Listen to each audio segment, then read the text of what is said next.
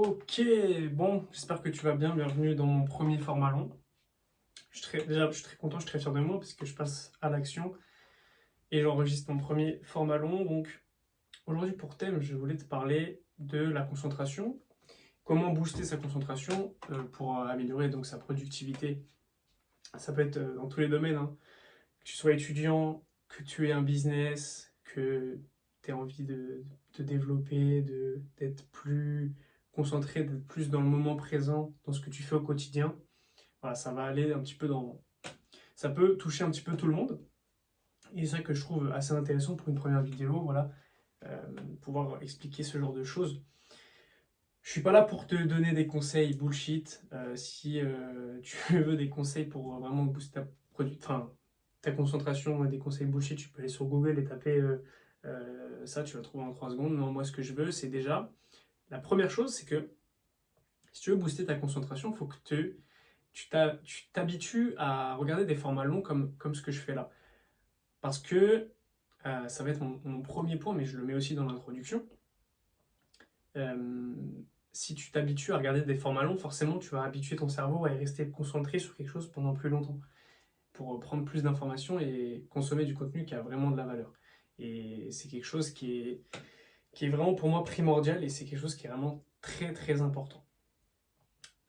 Premièrement, qui je suis pour pouvoir te parler de concentration ou productivité.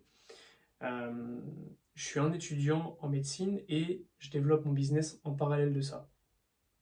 Durant ma première année de médecine, j'ai dû travailler pratiquement 10 heures par jour de manière concentrée pour réussir à bien mémoriser mes cours. Et donc c'était vraiment primordial que j'apprenne à faire ça. Euh, donc j'ai mis en place certaines choses qui me permettent d'être concentré et voilà, d'être dans un état de flow un petit peu par rapport à mes études enfin, ce que je faisais comme études.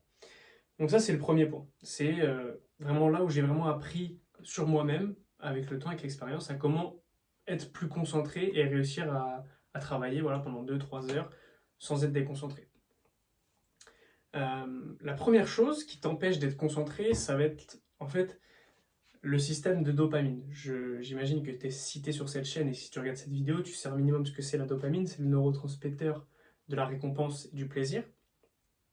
Donc à chaque fois que tu vas sécréter de la dopamine, tu vas avoir une sensation de plaisir et ton cerveau va enregistrer ça comme quelque chose qui est bien pour toi et c'est quelque chose qui améliore ta survie. Donc il va avoir tendance à vouloir le répéter et te procurer du plaisir encore plus, encore plus, encore plus. Et ça, c'est quelque chose qui peut être trompeur, surtout dans nos sociétés de nos jours. Et parce qu'en fait, souvent, la dopamine est sécrétée de la mauvaise façon. Elle va être sécrétée par des choses qui n'améliorent pas du tout la survie et qui sont au contraire délétères. Tu vas avoir beaucoup de dopamine quand tu vas regarder des réseaux sociaux comme TikTok, Instagram. Tu vas avoir beaucoup de dopamine quand tu vas manger des aliments très riches en sucre qui sont mauvais, quand tu vas regarder de la pornographie, plein de choses qui sont mauvais et qui sont tirées d'un besoin réel. Donc le besoin de se reproduire, le besoin de s'alimenter, euh, plein de choses qui font que voilà, tu as ce besoin et donc il est remplacé par quelque chose qui est mauvais. Donc la première chose en fait, avant de vouloir bâtir des habitudes pour être plus concentré, c'est d'enlever les habitudes négatives. C'est vraiment la première chose, la plus importante, c'est la première chose que j'ai mis en place. C'est pour ça que les choses comme TikTok, je suis désolé, mais c'est vraiment à bannir totalement. Parce qu'en fait, part du principe que tu as un stock de dopamine pour ta journée. Enfin, je vais te le faire schématiquement. Tu as un stock de dopamine pour ta journée et regarder TikTok, ça va te consommer de la dopamine. Et donc, tu vas être habitué à avoir un niveau de dopamine qui est assez élevé toute la journée. En regardant TikTok, tu vas être très stimulé, tu vas avoir beaucoup de plaisir. Et donc, le reste du temps, tu vas vouloir faire que des choses qui te donnent énormément de plaisir sur le court terme. Donc, travailler, lire un livre, c'est des choses qui ne procurent pas énormément de plaisir sur le court terme, mais qui procurent du plaisir sur le long terme. Et donc, tu vas pas réussir à travailler de manière efficace parce que ça va pas te procurer de plaisir, ça va te paraître nul en fait, à côté de choses comme regarder les réseaux sociaux. Et c'est quelque chose qui est très très grave parce que De une, ça booste, enfin ça détruit tes niveaux de dopamine, et de deux, ça détruit ta capacité à te concentrer.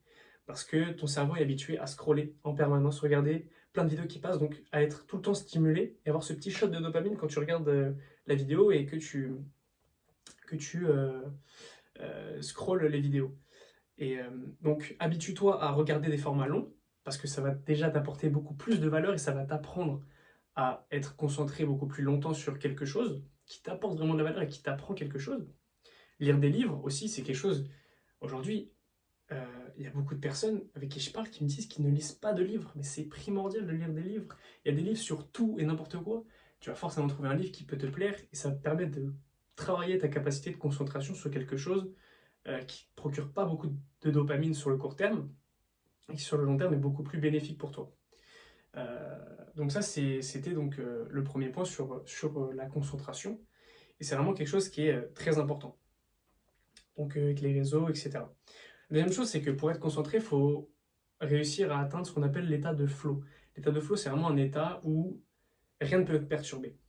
Tout est fait pour que tu sois concentré au maximum. Et voilà, moi, quand je travaille mes cours, même bon, peut-être pas quand je lis des livres, etc., parce que c'est quand même moins, mais tu as besoin d'être dans un état vraiment très concentré, un état de flow intense. Et pour ça, il faut se mettre dans les meilleures conditions. Si tu veux travailler de manière très concentrée dans un état de flow, sois déjà dans un endroit qui te permet de travailler, un endroit agréable. Je regarde ici, c'est mon bureau chez moi. J'ai des cadres qui me permettent de donner une bonne ambiance, j'ai des plantes, j'ai un bureau qui me plaît, plein de choses qui font que je suis dans un état dans un environnement qui me plaît. Quand je suis à la bibliothèque, c'est pareil. Je prends pas du plaisir à y être, mais je me sens bien. Voilà, j'ai des écouteurs, je mets de la musique classique, de la musique calme qui me permet d'être tranquille et pas dérangé par ce qui se passe autour. Et c'est tout un ensemble qui fait que ton esprit va réussir à se concentrer sur une seule tâche. Et supprimer les distractions, ça en fait partie. Le téléphone, moi, ça me sidérait, entre guillemets, quand je voyais des personnes à la bibliothèque qui sont avec leur téléphone et qui sont en train de scroller pendant leur pause. C'est c'est quelque chose de totalement fou, en fait. Tu peux pas... Enfin, tu dois discerner les deux. Tu peux pas vouloir être concentré si à côté tu te mets des distractions. Et c'est juste un contraste, en fait. Si tu t'habitues chaque jour à faire des choses qui demandent de l'attention, ton cerveau va s'adapter et va te donner une capacité de concentration beaucoup plus importante. C'est indéniable. Voilà. Le troisième point, qui est aussi quelque chose de très important pour moi, c'est de faire des choses difficiles. Quand tu fais des choses difficiles, tu habitues ton cerveau à être récompensé plus tard. Pas être récompensé sur l'instant T avec des shots de dopamine très courts, comme tu peux l'avoir avec les réseaux sociaux, etc. Mais être récompensé sur le long terme. Par exemple, courir, moi j'aime bien courir 25-30 km, faire des marathons. En fait, c'est difficile sur le court terme, mais sur le long terme, c'est incroyable. J'ai couru 25 km l'autre jour, quand j'ai terminé ma course, c'était fou. J'avais une sensation de plaisir qui était incroyable. Et, et c'est pareil, j'ai eu beaucoup de reconnaissance. Mes proches me disaient voilà, que c'était bien, encore plus de dopamine, et c'est encore plus que quand tu fais des choses difficiles, tu es encore plus récompensé. C'est comme ça. Et quand je vais faire mon marathon bientôt, ben c'est pareil. Je sais qu'à la fin, ça va être très dur, ça va être très très dur. Je vais endurer pendant 42 km, mais à la fin, ça va être incroyable et le plaisir que je vais prendre est largement justifié par rapport à la douleur que j'endure. C'est pareil. Prendre une douche froide, c'est très dur, tu as du mal à y aller, tu souffres pendant 1 minute, mais une fois que tu sors de la douche, mais t'es trop bien, et en dehors du fait d'avoir du plaisir, ça entraîne ton cerveau à être récompensé plus tard. Donc quand tu vas devoir travailler, ça va être quelque chose qui va paraître nul si tu as des niveaux élevés de dopamine. Si tu as des niveaux de dopamine qui sont normaux, ça va te paraître normal. Mais tu vas être récompensé plus tard. À la fin de la journée, tu vas être fier de toi. Tu vas te dire, c'est bien, j'ai réussi à travailler toute la journée de manière concentrée, je suis fier de moi. Et tu vas avoir du plaisir grâce à ça. Donc entraîne-toi vraiment à faire des choses difficiles sur le long terme. C'est quelque chose qui est hyper important. Et le dernier point, qui pour moi est aussi primordial, et c'est un point où là je peux vraiment t'aider, c'est l'entourage. En fait, l'entourage pour moi c'est la clé de tout. Et si tu veux réussir à être concentré, à travailler vraiment sur tes projets, et un entourage qui te permet. Et aujourd'hui, si tu n'as pas l'entourage qui vraiment te permet ça, remets-toi en question. Si tu n'as pas l'entourage nécessaire, c'est que peut-être tu ne le mérites pas tout simplement.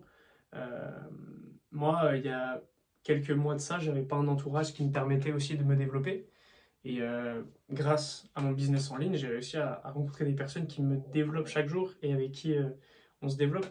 Donc voilà, comment avoir un entourage de qualité? Bah, c'est pas en traînant dans des endroits où tu vas trouver des personnes lambda, entre guillemets. Il faut faire des choses qui sortent du commun, être dans des endroits où tu peux trouver ce genre de personnes. Moi, en lançant mon business en ligne, c'est là où j'ai rencontré des personnes qui avaient la même philosophie de vie que moi, qui étaient accordées sur ce que je voulais faire. Et, et c'est juste incroyable, en fait, quand on voit à quel point ça peut aller vite. Il m'a suffi de rejoindre ce business, de me lancer dedans, pour avoir des personnes qui me permettent chaque jour de me développer encore plus. Et c'est un petit peu comme si tu as un entourage de mauvaise qualité, c'est un petit peu comme si tu avais une boule à ton pied qui te tirait et qui t'empêchait d'atteindre tes objectifs. Alors que si tu as des personnes de qualité autour de toi qui chaque jour te permettent de te développer, euh, ben c'est un tremplin en fait. C'est vraiment un tremplin à succès et ça peut aller très très vite parce qu'on est toujours influencé par les autres. Je te conseille de lire Influence et Manipulation de Robert Cialdini, un très bon livre là-dessus. Euh, et donc on est toujours influencé, même de manière inconsciente, sur ce qui se passe autour de nous. Donc si, pour en revenir à ce que je disais, si tu es avec des personnes qui passent leur temps sur TikTok à manger n'importe quoi, à aller en soirée, bah, inconsciemment, tu vas forcément être tiré vers le bas. Et moi, le premier, je le vois quand je vais avec des amis. C'est pas contre eux parce que c'est des personnes que je connais depuis longtemps et je les apprécie quand même, mais ils n'ont pas les mêmes objectifs que moi et ils mettent pas en place les mêmes choses que moi. Et bah forcément, je suis tiré vers le bas. Je suis tiré vers le bas et c'est très très dur de reprendre à ce moment-là. Et on peut très vite s'écarter de nos objectifs à cause de ça. Donc voilà. Alors que si tu es entouré de personnes qui se développent chaque jour, avec qui tu as des discussions aussi, où tu te rejoins sur certains projets, et ben c'est pareil. C'est la même chose, mais dans l'autre sens. Et c'est incroyable à quel point tu peux te développer. Et même moi, avant, je pensais que j'étais un petit peu le seul à avoir cette mentalité-là avec un de mes amis avec qui je me suis lancé. Mais en fin de compte, non. Il y a beaucoup de personnes qui pensent comme toi, mais il faut juste les trouver, ces personnes-là. Et d'ailleurs, en parlant de ça, je peux te proposer, si jamais tu te rejoins sur cette mentalité-là et que tu as un petit peu percuté avec ce que je t'ai dit aujourd'hui, notamment sur le point de l'entourage, voilà, moi je peux te permettre d'atteindre un entourage de très grande qualité si tu le mérites. Donc pour ça, je te laisse aller voir un petit peu ce que je fais sur Instagram et m'envoyer un message si tu penses que que tu as les qualités nécessaires pour rejoindre un entourage de qualité, d'entrepreneurs et de personnes qui veulent se développer chaque jour. Et on pourra en discuter ensemble et voir un petit peu ce qui est possible de faire. Donc voilà, j'espère que cette petite première vidéo voilà, sur le thème de la concentration t'aura plu. N'hésite pas vraiment à me donner tes retours. Voilà, c'est très important pour moi. Voilà, savoir un petit peu ce qui plaît, ce qui plaît pas, pour m'améliorer par la suite. Donc je te laisse me donner tes retours en commentaire et j'y répondrai avec grand plaisir. Si jamais tu trouves que c'est de la merde, bah, dis-moi que c'est de la merde. Franchement, ça m'aide à me développer, donc je préfère que tu me dises que c'est de la merde que tu me dises rien. Voilà. Donc en tout cas, je te remercie pour ton attention et si tu es arrivé jusqu'à la fin de cette vidéo, c'est que tu as une capacité de concentration qui est quand même au-dessus de la moyenne, j'ai envie de dire, au-dessus de la moyenne. Donc c'est très très bien, déjà je te félicite pour ça. Et, euh, et voilà. Prends soin de toi frérot et continue de bosser sur ces objectifs. À très bientôt.